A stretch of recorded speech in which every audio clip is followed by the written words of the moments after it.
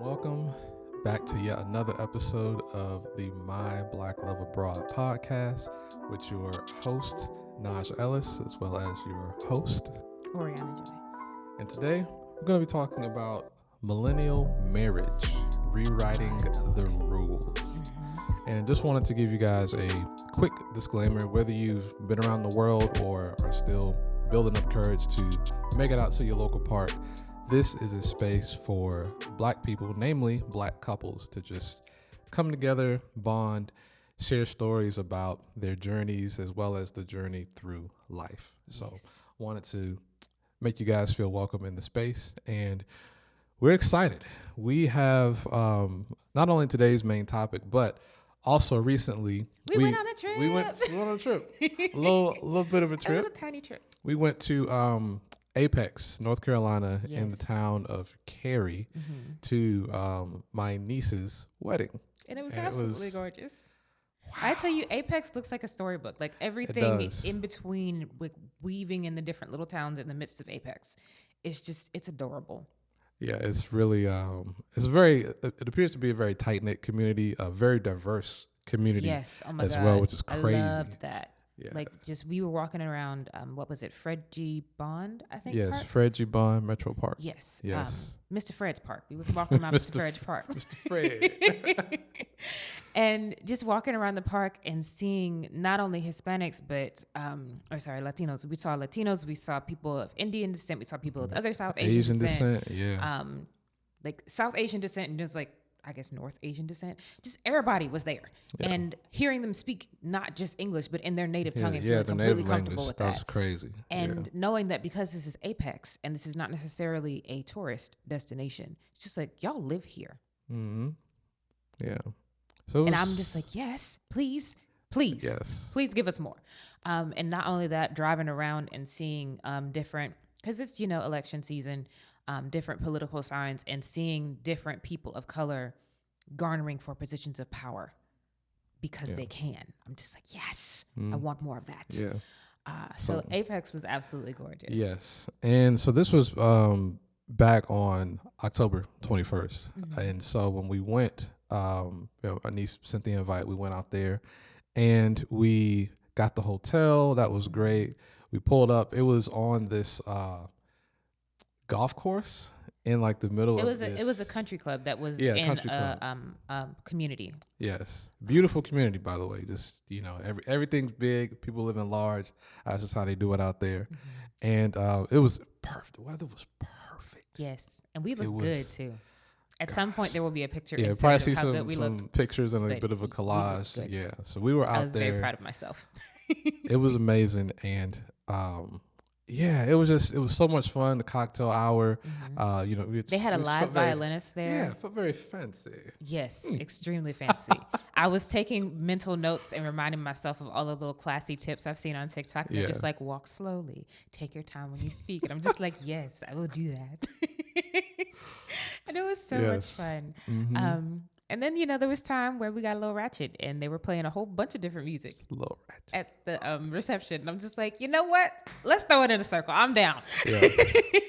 It was incredibly well organized as well. Like we had our seats, they were numbered, labeled. Yeah. We had servers, like, hey, here's your food. Yep. We had steak, macaroni. It was just I wish I could just kind of put myself in the time capsule and just kind of loop. Just keep moving. just keep repeating it. Oh my God. It was great. Yeah. But all in all that said to say, the wedding is not the main thing. The main thing is the marriage. Yes. And because you can have a gorgeous wedding. And between have a trash marriage if you're not careful. Yeah, between the two of them, they appear to be just hearing from my niece, her husband, both of their families. They seem to be incredibly dedicated to each other. It was. Yeah, it felt like extremely well suited, and we got to spend some time with them when they were just fiancés before the wedding, and getting to know her fiance. I'm not going to say names because that's their personal business, but getting to know them and seeing the two of them together and seeing how well he takes care of her and how much she dotes on him. I'm just like, y'all going to last. I love And this. also hearing the people in their lives speak highly of them as well. Yes. Not just to say, oh, they're cool, chill person. Like just speaking of different times where clearly they went out of their way to assist friends and family in need. So it really shows like you're a genuine person. Yeah, You're we not like genuine people. genuine people, Ain't got no time for fake people. they don't have any ulterior motives. Yeah. It's like, look, I'm here for you. I'm here to help you. And I think that's an incredibly solid foundation for Yes. marriage, especially when we're talking about millennial marriages and how we, in comparison to our parents, who are of obviously older generation, challenges are different Yeah. today. The world is different. My God. I don't think that's putting it politely, very kindly, but Ooh. the world is it's different. Extremely different. And so we're faced with new challenges. We have to overcome different things. And so Like, to put it in perspective, and we're thinking about, shared roles and the way people kind of maneuver just regular everyday life, like taxes and who does the dishes and those sorts of things. When my parents got married, it had been maybe about 10, 15 years after women So were when they get officially married? allowed to have. My parents got married in 91. And so actually, no, the 70s. So it was about 30 years. So it was in the 70s when women were first officially allowed to be able to get bank accounts on their own without their father or their husband's signature. Like before that, you had to have a male relative approve that, yes, I can have a bank account. I can have money. And that having to rely on the kindness of male relatives in a very paternalistic, chauvinistic vibe is not pleasant. So my mom got married having her own career, being able to do that, but also having the expectation of, yeah, you're going to back off of your career and you're going to stay home. And my mom had 5 kids. So there were a lot of career interruptions because there were a lot of children. Now, women can pretty much do what they want for the most part. We just have to deal with the microaggressions of micro and macro issues. aggressions. Micro and macro. Yes, micro and macro for sure. A lot of people telling us what we can and can't do with our bodies, both in political spaces and in familial spaces. And it's just like, can you get out my uterus, please? I'd like to make a decision on whether or not I want to have kids. And it's funny because in talking about marriage, kids is always a part of the conversation, and people trying to figure out, like, do I want to have kids, or am I just kind of programmed to believe that I'm supposed to just because I'm married? The idea of having the agency to actively choose and make a decision together on it is extremely a millennial problem. That was not something our parents got to choose. It was just like, you got married, you better have some kids. It's just like, okay. And I think that's, primarily because just the nature of the economy and the goals that people had back then were just radically different. A lot of people back then, especially my dad, he was born in 1954. Yeah. And my parents, so he was in high school in the 70s. My parents have been married for like almost 40 years at this point. Yeah, because they had you later in life. Yes. I was a honeymoon baby, so there's a difference in the way their relationships are.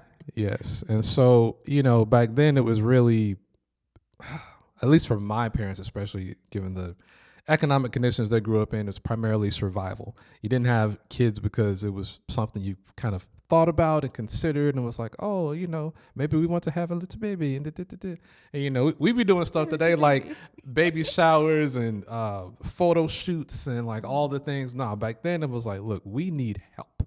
And you are free help.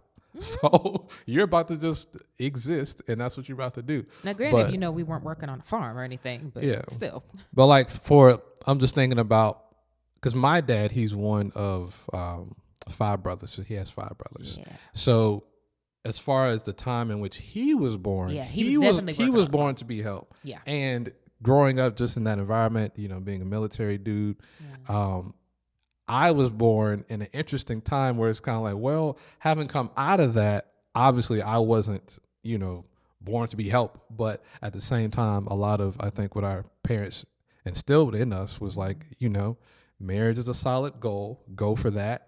And then after that, you have kids. It's just what you do because that's just what their parents did. Mm-hmm. So it really spoke to dang, could you even say roles were shared? It was just like, this is your role. Yeah. This is what you're gonna do. It was really along the lines of, I think during their time of being married in the 80s and 90s, when they're first in their early years of marriage, it's really just to play your part so we can make sure everything is stable. Especially for black folk. Yeah.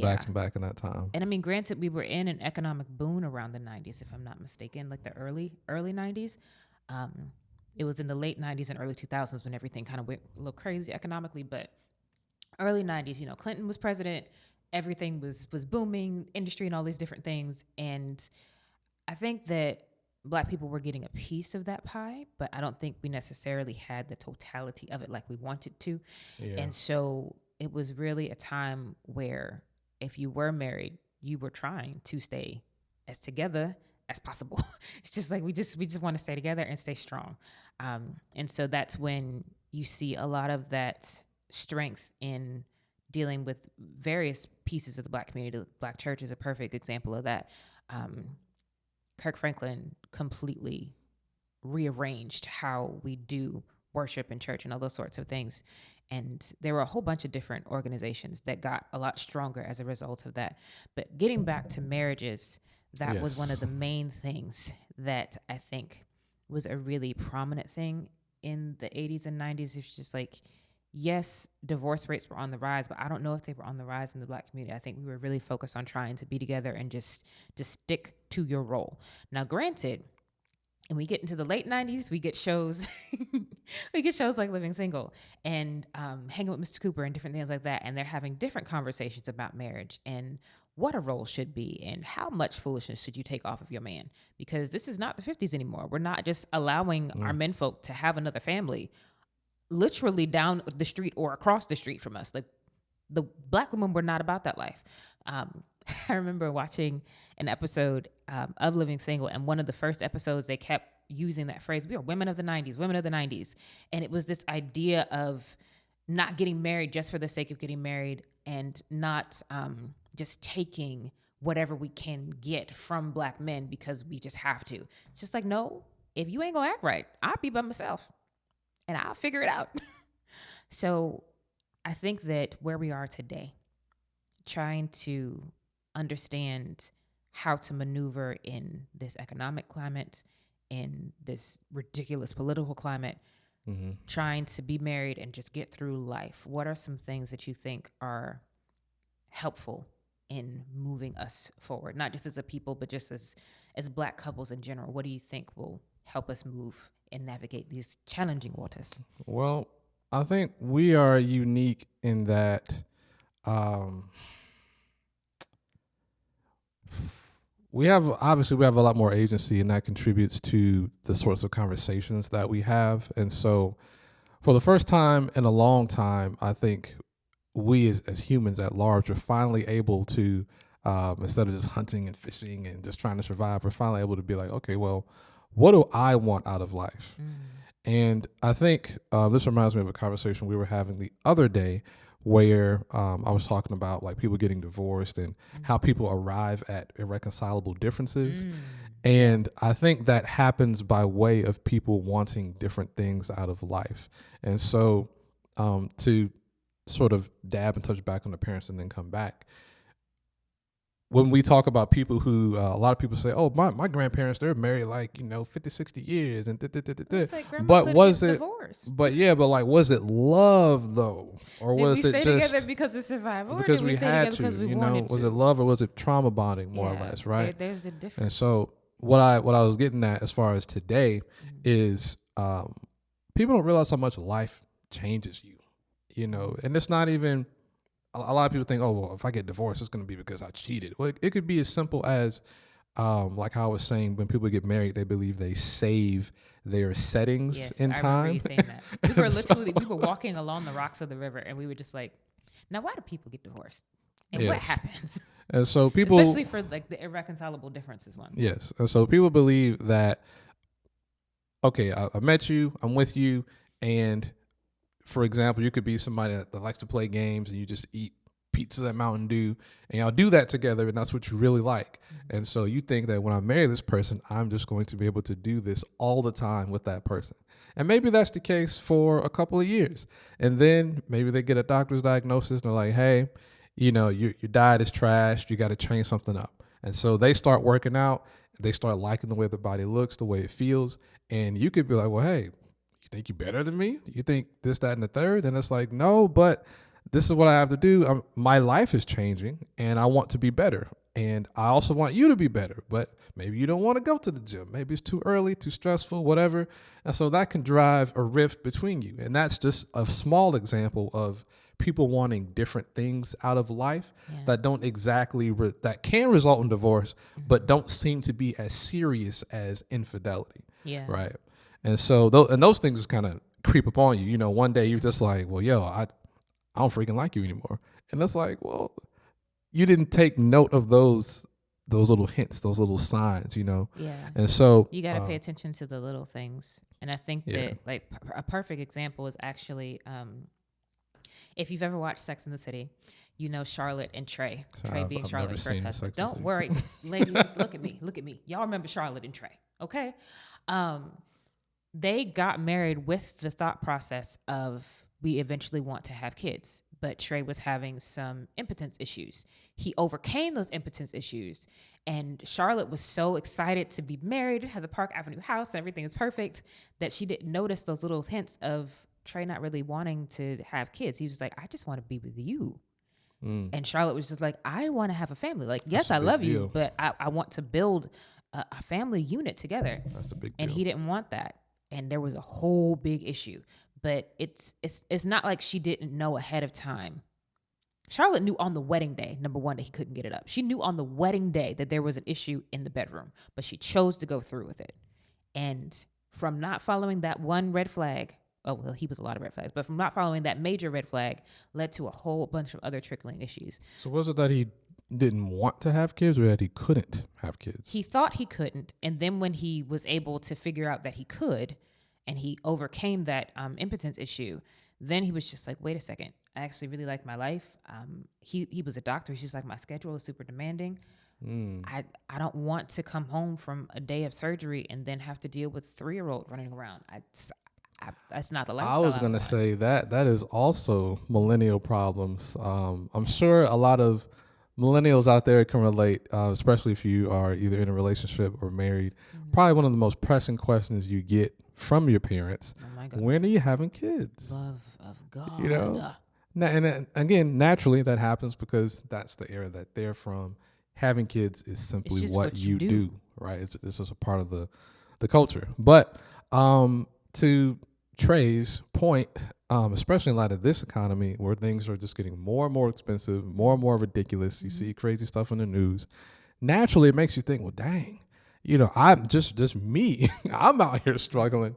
Adding a kid to the mix, that would just multiply things tenfold. Now, granted, they weren't struggling, but yeah, I understand. Yeah. Well, like a lot of, millennials people today, especially student loans. If you're millennial, you went to college.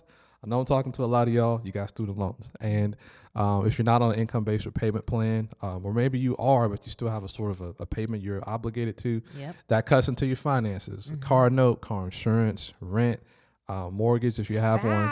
I know. It's just like yo, get on. I thought this was a good vibes podcast. Hold on. I don't want to remember these things right now. But that all sort of, I guess, wraps or like balls up the question of, is it love or is it trauma bonding? So when you think, am I having this child because it was a happy oops? Because I was trying to relax and I got on it. And oops. Or did I think about, hey, what does it mean to be a mother? Do I want to be a mother? Is this something that I'm interested in? What type of mother do I want to be? Do I want to be hands off or do I want to be really, really, really, really, really involved?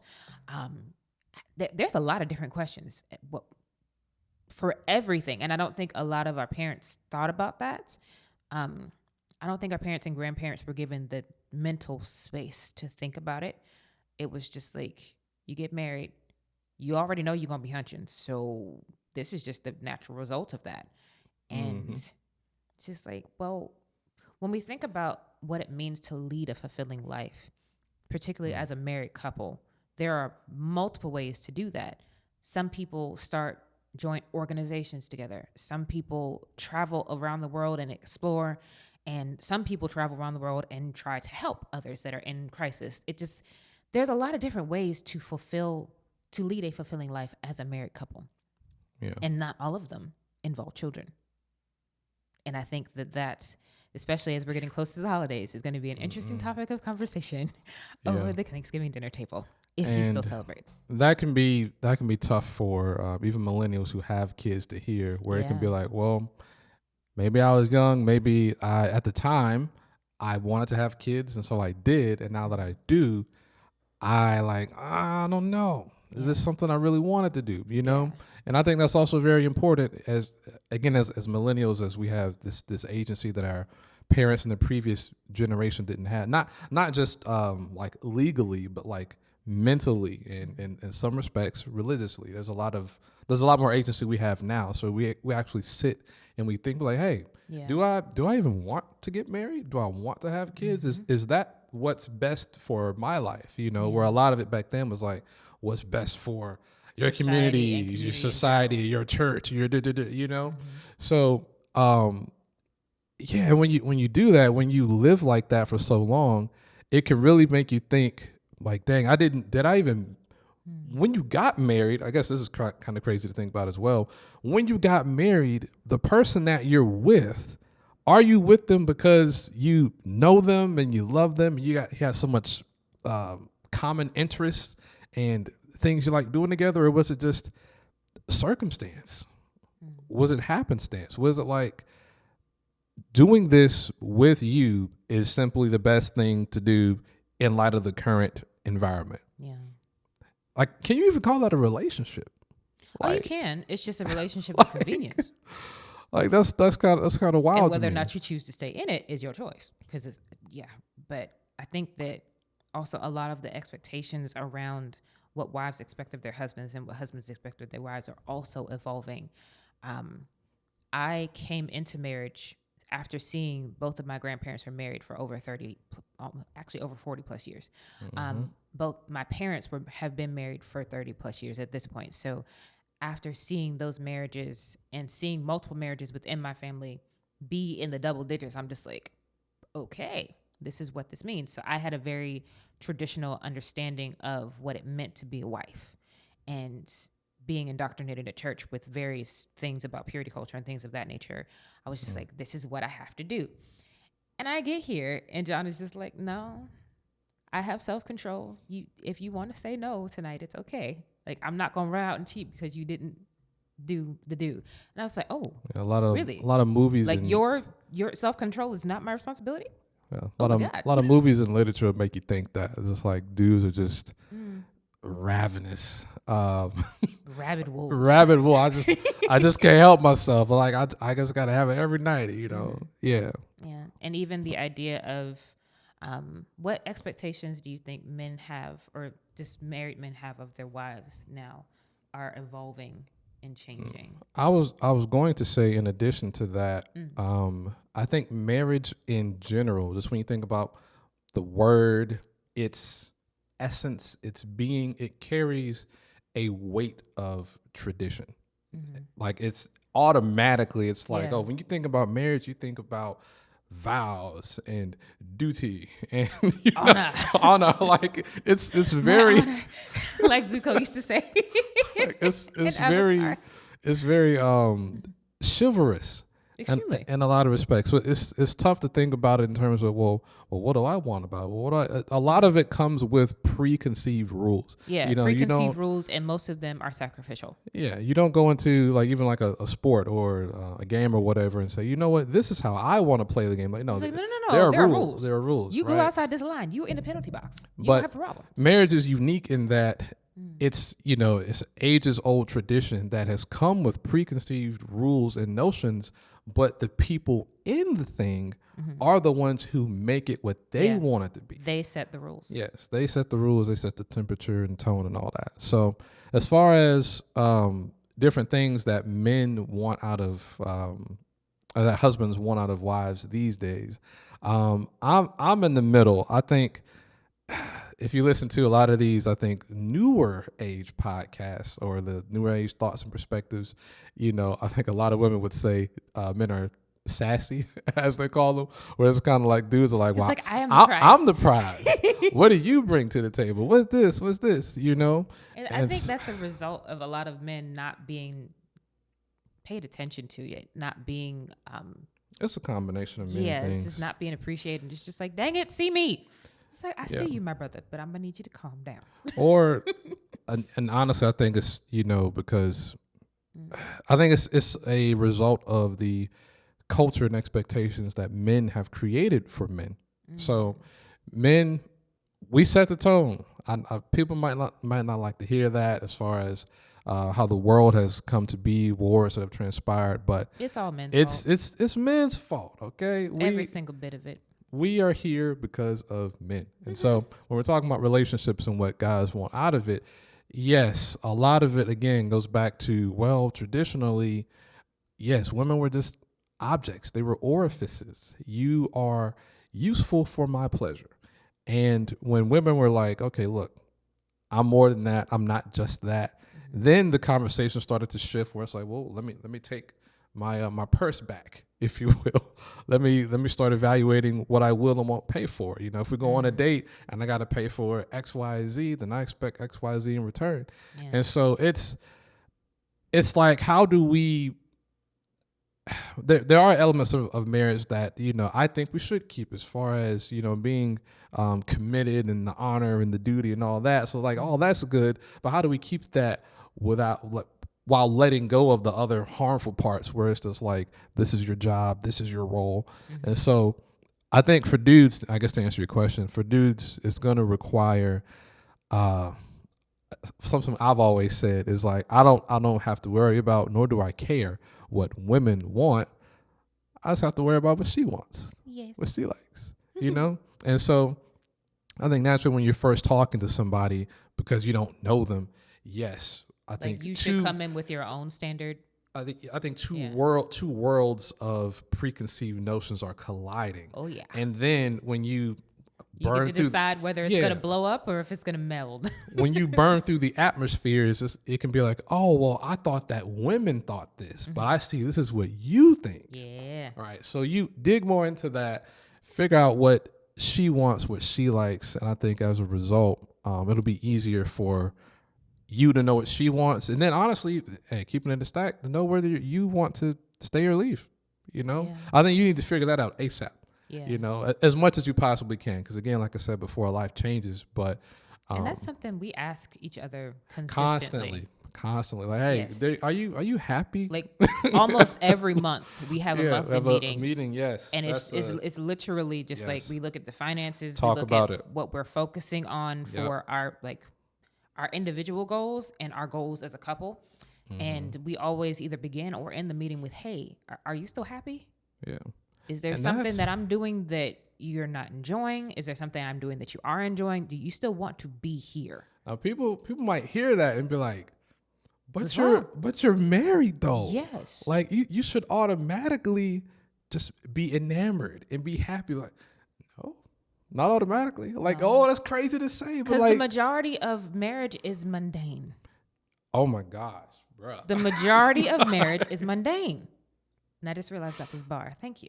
But it's just like, this is the regular, make tea in the morning. Yeah, day in, day out. Make sure the lunch is prepared.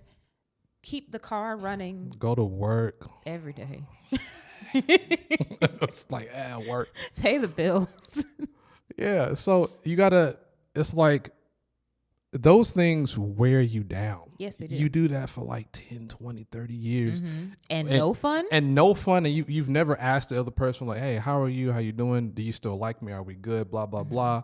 And you just assume that it's that way. Yeah. Yes, you're going to wake up one day, especially if you got kids and they're grown out the house or whatever. You're like, yo, I don't even like you. You are a stranger. I don't know I don't know. I don't know you. I don't like you. I don't like you. So yes, we frequently ask each other. We frequently do status checkups, and that way, because for me, I'm always been the type of person where I want you to say exactly what it is about how you feel, lay it out precisely, even if you think it's offensive, because that's hard for me. I can do way more with that. And I can take that information back. Okay, this is exactly what I need to improve on or address. But if it's just kind of like I have to unravel it or read between the lines or decipher with the codex and like, well, that's just delaying, because like I feel like if we're married and the goal is to resolve the issue, why tell me what the issue is? I don't want to decode the issue. Why are we beating around the bush for the issue? Like, let's get to it. I do a lot of protecting feelings, and we've worked on that. And speaking of working on things, therapy in marriage. Oh my God. Yes. Mm-hmm. So I recently started therapy this past year because I have a generalized anxiety disorder, which my therapist recently told me. And I'm just like, excuse me? I have what? I don't understand what this means. But with any type of diagnosis, once you realize what you have, you learn how to manage it. And I am super late in getting this management system in order. But now that I have a system, I understand how my dysregulated nervous system affects our marriage and how we interact and all of those different things. And in being a part of the millennial generation and wanting to be one of the strong couples in the generation and be like, hey, I ain't trying to go nowhere. I've seen and heard tale of the foolishness that y'all deal with in the dating pool. I want nothing to do with that. Yeah. So got it. That's one part of why you ain't going nowhere. Wow. That's one part.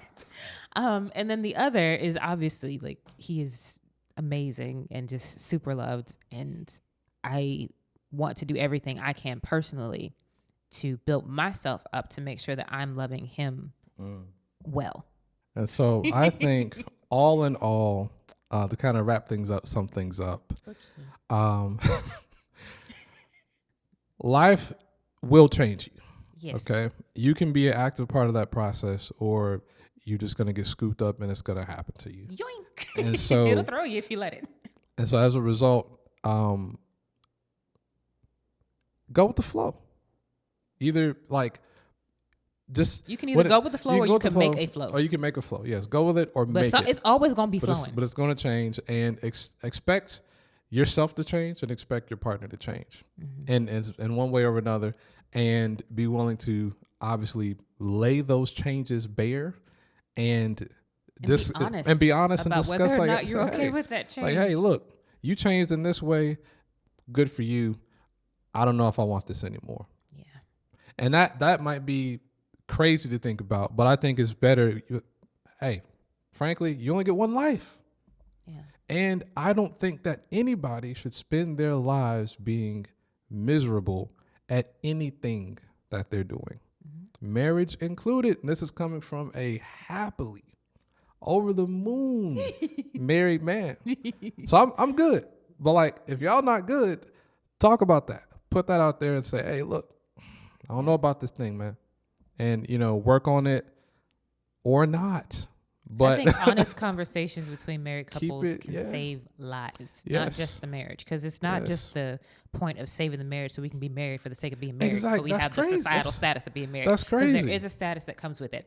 I personally quite enjoy it. Howsoever, I would rather the status of I am completely healed, whole, as much happy. as I love this man, like if I got to be healed without him, I will be. And the same goes for him. Yeah. So it's just like in becoming more mature, the thing that I have realized is you have to want what's best for you. Yes.